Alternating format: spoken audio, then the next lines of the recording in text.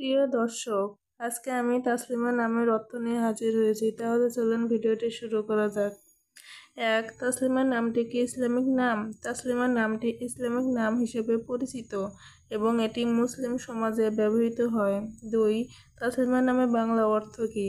তাসলিমা নামের বাংলা অর্থ হচ্ছে শান্তি বা সাম্য। 3. তাসলিমা নামের আরবি অর্থ কি?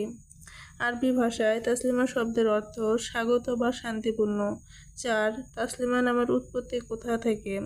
তাসলিমা নামের উৎপত্তি আরবি ভাষা থেকে, যেখানে এটি শান্তির প্রতীক। 5. তাসলিমা নামের প্রকৃতির মানুষ। তাসলিমা নামের ব্যক্তিরা সাধারণত শান্তিপ্রিয়, সহানুভূতিশীল এবং সংযমী হয়ে থাকেন। 6. নামের শেষে নাম যুক্ত করে 5টি মুসলিম নাম।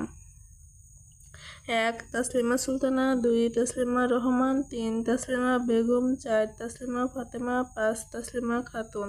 আজ তাহলে এ পর্যন্তই। আপনারা যদি অন্য কোনো নামের অর্থ জানতে চান তাহলে আমাদের কমেন্ট বক্সে কমেন্ট করুন।